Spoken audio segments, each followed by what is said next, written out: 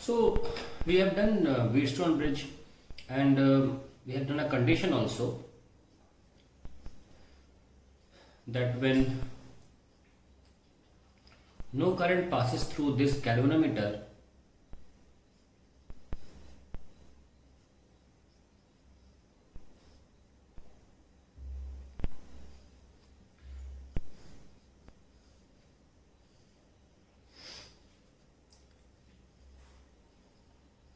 when current in the IG, that is galvanometer branch, is 0, then we can say P by Q is equals to S by R.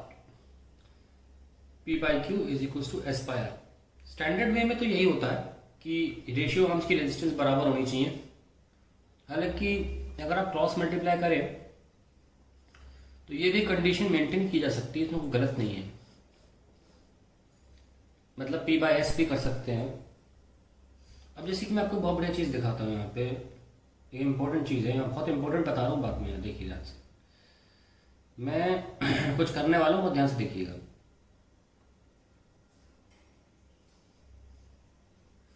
ये मैंने अपना दोबारा बना लिया circuit, और मैंने गैल्वेनोमीटर को ऐसा किया कि बाहर रख दिया।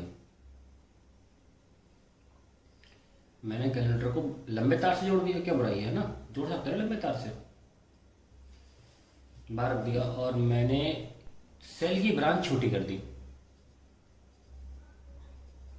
ये लीजिए, सेल की ब्रांच मैंने छोटी कर दी। अभी भी सेल मेरा, अगर मैं मार्क करूं A B C D, और A B C और D, मेरा सेल जो है वो अभी भी वैसे ही लगा हुआ है ना, और मेरा गैल्वेनोमीटर बाहर चला गया। तो ऐसे में भी मैं क्या कर सकता हूं कि मैं वो रेशियो भी लिख सकता हूं, जैसे कि लिखा हुआ है कि P by Q is equals to S by R लिख सकता हूं।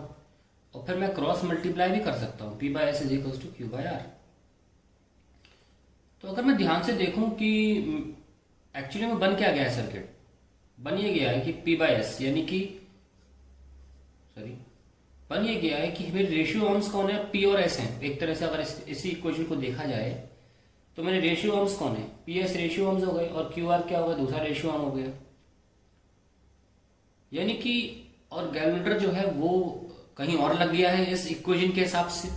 वो जैसे पहले बैटरी लगी हुई थी, जो यहाँ और A और C के अक्रॉस लगी थी, वो B और D के अक्रॉस लगी हुई। एक तरह से आप दूसरा केस देख के चले, यानी कि मैं इस केस को ऐसे बोलूं कि इंटरचेंज कर रहा हूं मैं बैटरी को। मैं ऐसे बोल सकता हूं कि I am interchanging battery with galvanometer. If I do that then क्या होगा, B और D बीच में बैटरी आ जाएगी।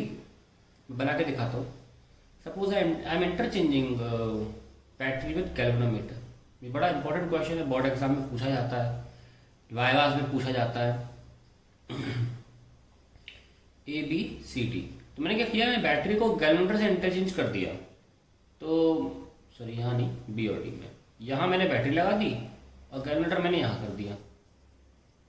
तो अब आप जो भी इक्वेशन लिखते हो वो रेशियो आर्म्स को सोच के लिखते हो ना, P Q R और S।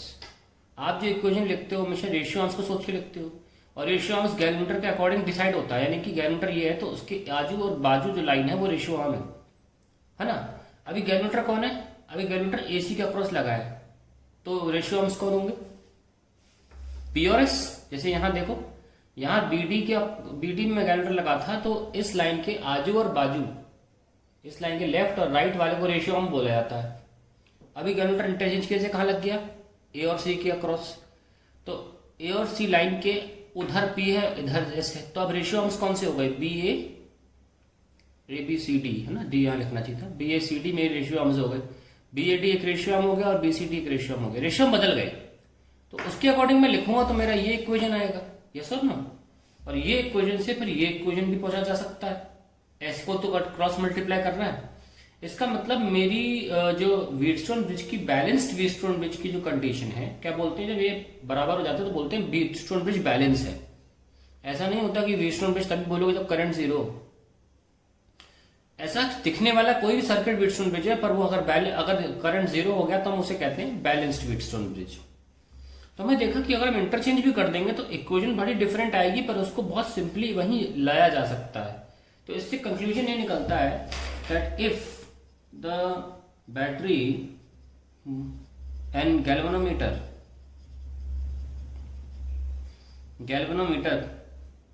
are interchanged, then there is no effect on the balancing of Wheatstone bridge. ये काम है। इसको मैं और स्थानीय शब्दों में लिखूं कि अगर बोर्ड एग्जाम में क्वेश्चन आता है, almost every year this comes, इसके बारे में पूछा आता, तो आप सिंपली कैसे आंसर देंगे कि what will the effect on the balancing of the Wheatstone bridge. तो आप क्या करोगे, आप पहले एक डायग्राम बनाओगे। ये क्वेश्चन मतलब आता है बोर्ड एग्जाम में, तो आपको आंसर कैसे करना है। बीच में गैल्वेनोमीटर लगा दिया, गैल्वेनोमीटर की अपनी रेजिस्टेंस होती है, तो दोबारा रेजिस्टेंस बनाने की जरूरत नहीं है, ठीक है। आपने ऐसे कर दिया और आपने एक और डायग्राम बना दिया बाजू में, लिखेंगे इंटरचेंज्ड। ये आपने करा P Q R S, और आपने यहां लगा दिया गैल्वेनोमीटर और यहां आपने लगा दी बैटरी। तो आप बोलेंगे कि इस केस में क्या आंसर होगा बैलेंसिंग का, P by Q is equal to S by R according to standard way of writing that ratio हम जो लिखते हैं। और इसमें आप लिखेंगे P by S is equal to, कि हमेशा गैल्वेनोमीटर जो है उसको ध्यान में रखें और उसके अक्रॉस की ब्रांच को रेशियो आर्म्स बोलते हैं, इनको रेशियो आर्म्स बोलेंगे। तो P by S is equal to Q by R। फिर लिखेंगे वी सी दैट, फर्स्ट लिख लें और सेकंड लिख लें, see that the two equations are identical, hence no effect. बस इतना ही लिखना है। That is how you complete your Wheatstone bridge की कंडीशन। ये क्वेश्चन बहुत इंपॉर्टेंट है और इसका कहीं भी सोल्यूशन नहीं है। इसका हर जगह आपको मिलेगा नो इफेक्ट, लेकिन इसका मैंने आपको सोल्यूशन दिया है। आप कहीं भी चेक कर लेंगे, किसी भी इंटरनेट पे, कहीं भी किसी किताब में इसको सॉल्व करके प्रूफ नहीं दिखाया हुआ है कि अगर हम चेंज कर भी लेते हैं तो उससे फर्क क्या पड़ जाएगा। तो आपने देख लिया कुछ फर्क नहीं पड़ेगा, और फिर आप इसी चीज को लैब में भी इंटरप्रेट कर सकते हो और वहां भी लिख सकते हो, कोई फर्क नहीं पड़ता। अब आगे बढ़ते हैं। अब हमारे पास कुछ एप्लीकेशंस हैं व्हीटस्टोन ब्रिज की और किरचॉफ्स की। उसमें से पहला आता है मीटर ब्रिज। इसको हम स्लाइड वायर ब्रिज भी बोलते हैं, ठीक है। We call it metre bridge not because इसकी लेंथ 1 मीटर होती है, because we measure it in metre. आप सेंटीमीटर में मेजर कर सकते हैं, लेकिन इसका ये बात बहुत ध्यान रखना, मीटर ब्रिज को मीटर ब्रिज इसलिए नहीं बोलते कि उसमें 1 मीटर का वायर है। ऐसा नहीं कि 2 मीटर का वायर रख लोगे तो आप काम नहीं करेगा, और बना भी सकते हो 2 मीटर का। तो ये बहुत बड़ा मिसकंसेप्शन है लोगों में कि मीटर ब्रिज का नाम इसलिए मीटर ब्रिज है क्योंकि उसमें 1 मीटर की वायर लगी। बिल्कुल भी नहीं, आप 50 सेंटीमीटर की वायर भी ले सकते हो। ये मुझे भी बहुत 3-4 साल पहले की बात है, पता चला था मुझे कि मैं ट्रेनिंग पे गया था और ट्रेनिंग में बहुत विद्वान एक फैकल्टी आए थे, किसी बहुत बड़े कॉलेज के प्रोफेसर, वो ट्रेनिंग देते हैं टीचर्स को। तो उन्होंने भी यही बात बोली थी कि उनके पास 30 सेंटीमीटर 20 सेंटीमीटर के मीटर ब्रिज वायर्स थे। तो उनने बोला था कि ये वजह नहीं होती कि आप मीटर ब्रिज को इसलिए मीटर ब्रिज बोलेंगे क्योंकि 1 मीटर वायर। तो बहुत से लोग यही बोलते हैं। खैर, हम भी सीखते हैं, आप भी सीखिए। अब हम मीटर ब्रिज के बारे में बताते हैं। आप ये आपने फिगर देखा है, इसको हम बनाते हैं। यहाँ पे बनता कैसे, देखिए क्या करते हैं हम। एल शेप्ड कॉपर स्ट्रिप लेते हैं, मैन्युफैक्चरिंग पूरी दिखा रहा हूँ। हम एक एल शेप्ड कॉपर स्ट्रिप लेते हैं और एक आई शेप्ड बोल लो, एक आई शेप्ड कॉपर स्ट्रिप लेते हैं और एक दोबारा एल शेप्ड कॉपर स्ट्रिप लेते हैं, ठीक है। फिर हम यहां पर, जैसे ये पी लगा हुआ है ना, जैसे मान लो ये ए, ये बी और ये सी डी था, अब दिख रहा होगा बी। हाँ, इस तरीके से ये ए और ये बी का रोल प्ले कर रहा है, ठीक है। तो यहां पे क्या हो गया, यहां पे रेजिस्टेंस लग गई हमारी एक, इसको बोल दिया हम पी। तो ये ए और बी के बीच में लगी, ओ सॉरी, ये ए हो जाएगा, मैं गलती कर गया। ए और बी के बीच में लगानी है ना रेजिस्टेंस, तो ए और बी तो ये है, तो ये पी आ गया। फिर आपका आ गया बी और सी के बीच में एक रेजिस्टेंस लगानी है, मान लो इसको क्यू बोल दिया, है ना। अब बारी आती है बाकी वो रेजिस्टेंस कहां लगाई जाएंगी। अब ये दो टर्मिनल्स जो हैं दोनों ए का रोल प्ले करेंगे, लिख में सही आता है, ठीक है, दोनों ही ए का रोल प्ले करेंगे और ये भी दोनों ही सी का रोल प्ले करेंगे। इसकी वजह आप ये भी बोल सकते हैं कि आफ्टर ऑल ये कंडक्टर है, कॉपर मेटल का यूज किया जाता है, तो इसमें तो कोई पोटेंशियल डिफरेंस होगी नहीं, तो दोनों पॉइंट्स ए बोले जा सकते हैं, सिमिलरली दोनों पॉइंट सी बोले जा सकते हैं। और यहाँ पे एक नाइक्रोम वायर, क्योंकि हमको रेजिस्टर चाहिए, नाइक्रोम कॉन्स्टेंटिन या मैंगनीन में से कोई एक हम यूज कर लेते हैं और ये जा रहा है ए और सी के बीच में। देखो ए और सी जा रहा है ना, जैसे ए और सी यहाँ जा रहा है वैसे ए और सी यहाँ भी जा रहा है, पर बीच में डी कहाँ गया, ये देखिए ना, यहाँ सेंटर से एक जगह होती है जहां से आप गैल्वेनोमीटर लगा सकते हैं। ओके, अब आप देख सकते हैं कि ये भी कॉपर ही है, तो यहाँ हर एक पॉइंट बी कहला जा सकता है ना, इसमें तो पोटेंशियल डिफरेंस होगी नहीं क्योंकि मेटल है, क्योंकि इसमें तो पोटेंशियल हर जगह सेम रहेगी, रेजिस्टेंस तो है ही नहीं, तो हम एक तरह से बी से ही गैल्वेनोमीटर लगा रहे हैं और ये गैल्वेनोमीटर गया और कहीं पे जाके मान लीजिए हम इसको इससे जो वायर निकल रही है उससे कनेक्ट करेंगे ए और सी में। अब मान लेते हैं यहाँ रखने पर, जिसको हम डी पॉइंट बोल रहे हैं, बिल्कुल ऐसे ही बना दिया मैंने, यहाँ पर रखती इसमें वैल्यू 0 आ गई, तो ये क्या हो गया, व्हीटस्टोन ब्रिज। हालांकि इसको चलाने के लिए, जैसे यहाँ भी चलाने के लिए बैटरी लगाई है, हम यहाँ भी बैटरी लगा सकते हैं। तो आई होप आपको समझ में आ गया होगा पूरा सेटअप कैसे करना है। यहाँ हमने बैटरी लगा दी और बैटरी को चलाने के लिए काफी है इस सर्किट को। अब इस रेजिस्टेंस को हम भले एक स्ट्रेट वायर से दिखा रहे हैं, पर मैं ऐसे दिखा देता हूँ, इतना रेजिस्टेंस यहाँ पे एस होगा और इतना रेजिस्टेंस यहाँ पे कितना होगा, आर। ठीक है, ये हमारा सर्किट बन गया, हमारा पूरा व्हीटस्टोन ब्रिज का। बैलेंस भी कर दिया मैंने।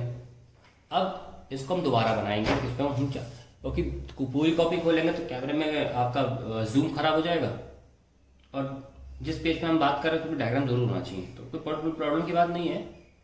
हमारे पास बहुत छोटा डायग्राम है, जैसे हमने मार्क किया था, ये ए पॉइंट है और ए से बी ये लीजिए, और एक ये हो गया,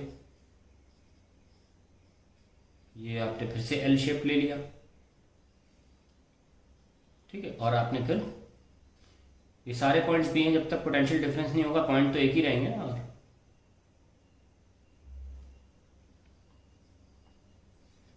ये क्या हो गया P, ये क्या हो गया Q, जैसा कि इसमें भी था, और ये स्ट्रेट वायर और एक गैल्वेनोमीटर, और ये कहीं भी जाके बैलेंस हो गया, 0 दे दिया, तो इतनी रेजिस्टेंस हमने S मान ली, इतनी रेजिस्टेंस हमने R मान ली, और सेल भी चेंज चलाने के लिए है ना। तो करंट जाता है जो भी है, अगर नोटिस करें तो करंट यहाँ भी जाएगा और यहाँ भी जाएगा ना, बिल्कुल वैसी है। तो अब देखिए यहाँ पे हो क्या रहा है, वहां तो रेजिस्टेंसेस थी ना, तो यहाँ भी रेजिस्टेंसेस है P/Q, अगर G 0 है। अभी हम ऑलरेडी व्हीटस्टोन ब्रिज में करके आए, तो यहाँ दोस्ती करने की जरूरत नहीं है, S/R। नाउ हम ये कहते हैं let the resistance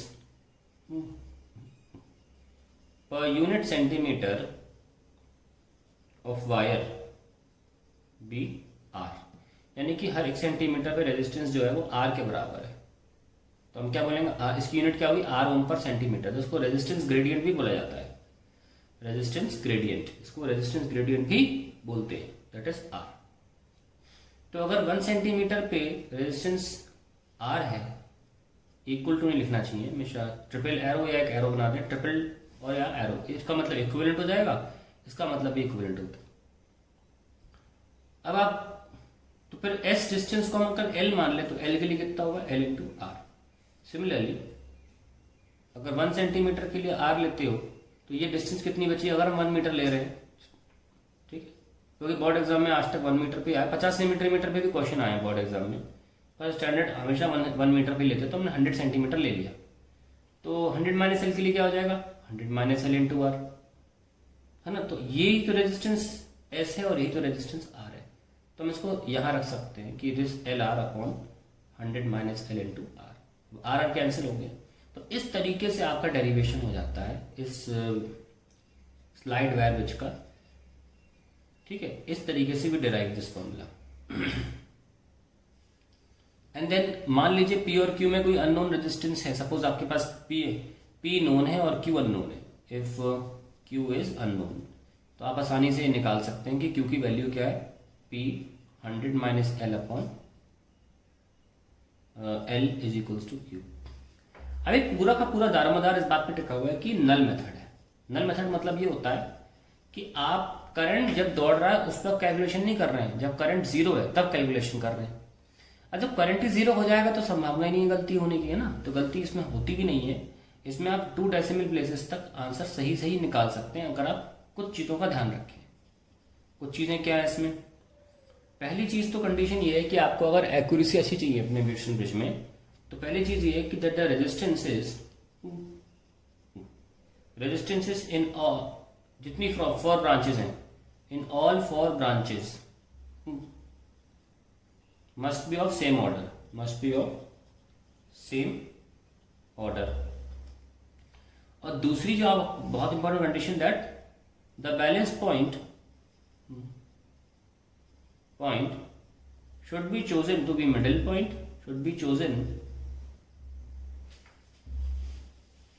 to be the midpoint। Choice है, तो अगर ऐसा करेंगे तो मतलब कहने का मतलब ये आप सोच रहे हम यूज कैसे कर दें, वहां जीरो नहीं आएगा तो क्या करेंगे, नहीं। एक्चुअली सही मायने में बहुत से प्रैक्टिकल्स ऐसे किए जाते हैं, मतलब बहुत सही तरीका ये होता है कि आप 50 पे रख दें इसको और अपना पी बदलते रहें, हमेशा ये करना चाहिए। सही तरीका प्रैक्टिकल करने का ये होता है कि आप इस वायर को 50 पे रख दें और अपने पी को बदलें। आप उल्टा भी कर सकते हो कि पी को फिक्स कर दिया, वायर को मूव कराया, लेकिन एक तो क्या होता है, वायर को मूव कराना प्रोहिबिटेड होता है, वायर को मूव कराने से आपकी एक्यूरेसी खराब होती है, इसलिए कहा जाता है कि 50 पे रख दो और पी को चेंज करो। अदरवाइज भी लोग करते हैं, उसमें गलत नहीं है, वहां उसमें एक्यूरेसी नहीं है, लेकिन बस इतनी सी बात है। तो अब इस बात को साबित कैसे किया जाए कि 50 सेंटीमीटर पर ही आपको एक्यूरेट रिजल्ट मिलेगा। Prove that the mid point is the most accurate point। ये प्रूफ कैसे करें let's see। so let's start with this proof that midpoint is the most accurate point। तो हमने इक्वेशन जो लिखी P by Q is equals to L upon 100 minus L। for the sake of simplicity आप चाहो तो अभी मैं Q को ना मान के मैं चाहे डायरेक्ट Q यहाँ अप्लाई कर दूं, मैं P अननोन मानता हूं। let P be the unknown resistance, इतना लिख दीजिए। अब देखिए आप क्या करें, आप क्यों भी ले लो कोई फर्क नहीं पड़ता, आप जब आप डेरिवेशन देखेंगे तो क्लियर हो जाएगा आपको कि मैं क्यों कह रहा हूं, कुछ भी ले लो। लॉग मैं बोथ साइड लॉग लगा रहा हूं, बोथ साइड्स। यहाँ एक स्टेप लिख देता हूं, log P by Q is equal to log of, तो यहां के बाद क्या हो जाएगा, log P minus log Q is log 100 minus log of 100 minus L। अब मैं बोथ साइड डिफरेंशिएट करूंगा, किसके रिस्पेक्ट में, जो चीज बदलती है, इसमें L बदल सकता है ना, तो L के रिस्पेक्ट में करूंगा both sides. So differentiating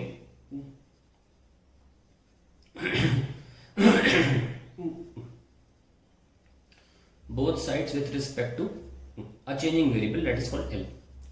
so d by dl of P log P minus d by dl of log Q equals to d by dl of log L minus d by dl of log 100 minus L। ठीक है भाई, इसको क्या लिख सकते हैं, log का क्या होता है 1 by log x का होता है 1 by x, पर क्योंकि वेरिएबल अलग अलग हैं तो we have to write dp by dl। ये तो नोन है ना, ये कांस्टेंट हो गया 0। log l का क्या हुआ 1 by l। अगर डिफरेंट होते लेटर्स तो हम वो लिखते, जैसे यहाँ लिख रहे हैं 100 माइनस एल का भी नीचे आ जाएगा 100 माइनस एल, और माइनस एल का होगा -1, that is it. So we got dp by p into 1 by dl, ऐसे लिख सकते हैं, और ये 1 by l और ये माइनस माइनस प्लस हो जाएगा 1 अपॉन 100 माइनस एल ना। अगर मैं dp by p को इधर रखे रहूं और इसका एलसीएम ले लूं 100 minus L plus L upon L into 100 minus L into D L, ये मैं ऐसे कर लूँ क्रॉस मल्टीप्लाई। अब 11वीं क्लास में आपको कुछ तो याद होगा कि आपको याद होगा डेल्टा ए बाई ए क्या था, रिलेटिव एरर है ना। एक तरह से एरर थी। अब गुणा कर दोगे 100 से तो परसेंटेज एरर हो जाएगी। और अगर आप p को यहां भेज दोगे तो भी एरर ही रहेगा ना। अगर आप dp इक्वल्स टू लिख देते हो 100, ये तो कैंसिल हो गया, 100 upon l, 100 minus L into P D L, ठीक है, तो भी ये एरर तो है ना। अब अगर आप चाहते हो कि एरर आपकी मिनिमम हो, आपकी एरर मिनिमम हो, तो आप चाहोगे कि आपका डिनोमिनेटर क्या आना चाहिए, maximum. So for error to be minimum denominator must be maximum, है ना।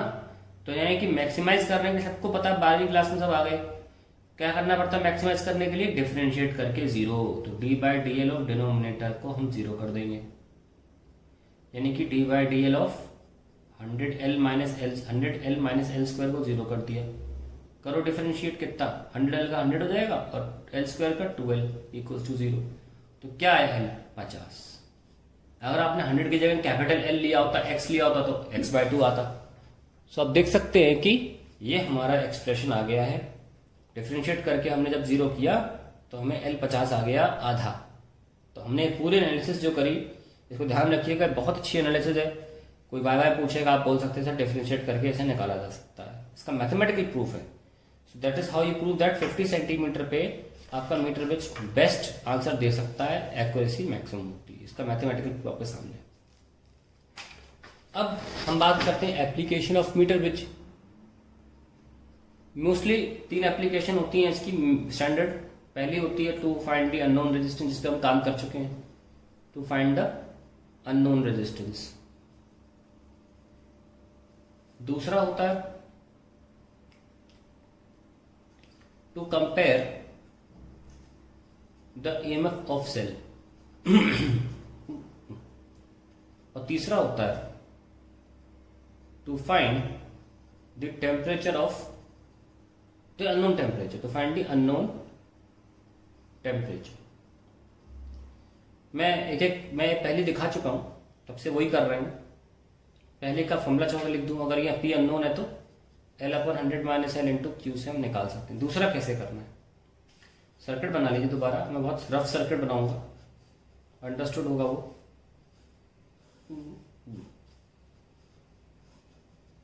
P Q इतना क्या है, R, और इतना कितना है,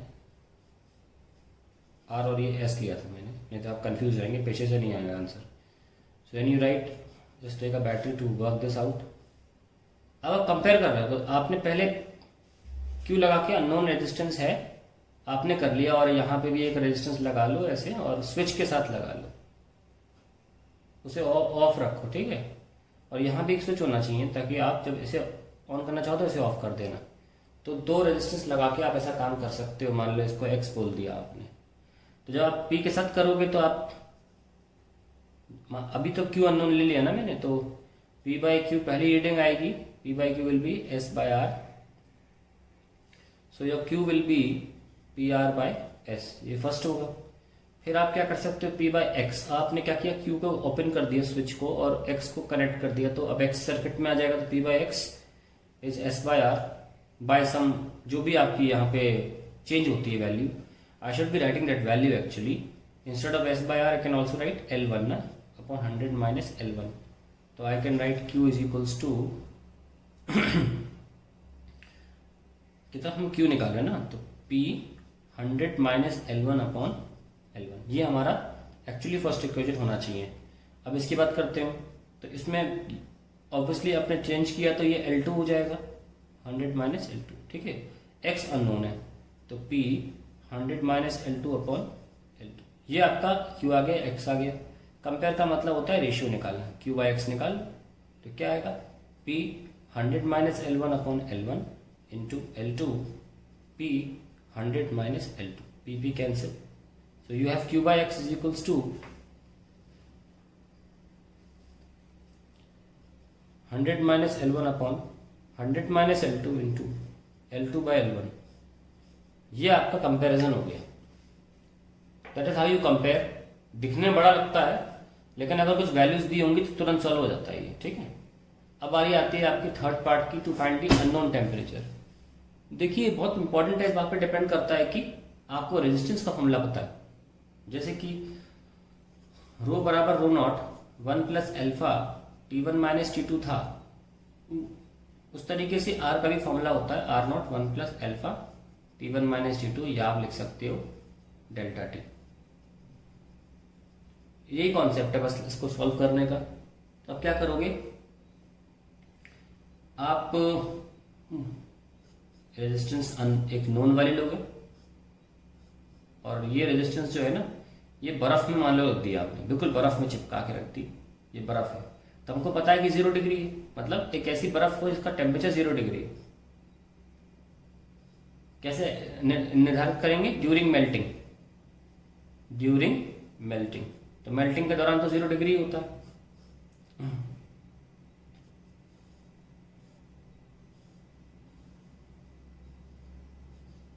तो ड्यूरिंग मेल्टिंग आपने क्या किया, ये S है और ये R है, मैं इसको L बोल लेता हूँ, उसको अब 100 माइनस L बोल लूंगा, आप तुम कोई फर्क नहीं पड़ेगा इस बात से। तो P बाय R 0, हमने क्या किया, रेजिस्टेंस निकाल ली 0 डिग्री सेंटीग्रेड पे ना, is equals to L upon 100 minus L। ये फर्स्ट इक्वेशन हो गई। तो इससे क्या पता चला हमें, R नॉट पता चल गया P 100 minus L upon L। What we come to know, resistance at 0 degree, resistance at 0 degree C, ये हमने पता लगा ली। अब मान लीजिए जो अननोन टेम्परेचर पता लगाना था, बाल्टी में मान लो पानी रखा हो, पता लगाना हो कि क्या टेम्परेचर है या किसी भी चीज का।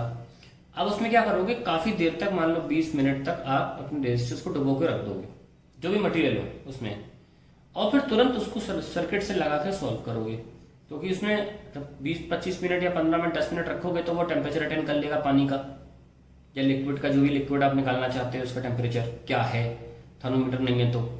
और फिर जब आप उसको तुरंत सर्किट में लगाओगे तो काफी देर, मैं 5 मिनट भी लेके चलूँ अगर, वो टेम्परेचर मेंटेन रखेगा या आसपास रखेगा। तो अब ये जो है, मान लो टेम्परेचर T है तो इसको मैं RT बोल लेता हूँ, ठीक है। फिर वही सर्किट लगेगा और बैटरी लगानी पड़ेगी चलाने के लिए, ये गैल्वेनोमीटर। और अब जो डिस्टेंस ऑब्वियसली कुछ और आना चाहिए, 100 माइनस L2। तो अब आप क्या कर सकते हो, आपको RT पता चल जाएगा ना, जैसे R और पता चला, RT पता चल गया, P 100 माइनस L2, अगर ये L1 है, L1 अपॉन L2, ये आपको पता, ये सेकंड इक्वेशन आ गई। आपको यहां से R नॉट पता चल गया, यहां से आपको RT पता चल गया। अब आप इस फॉर्मूले में रख दीजिए।